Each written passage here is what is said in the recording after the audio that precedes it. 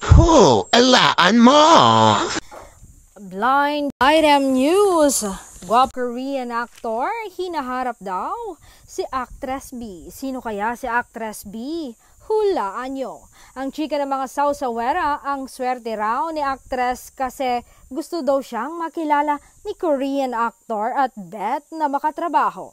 Napansin daw ng aktor nang dumalo si young actress sa isang award event sa South Korea.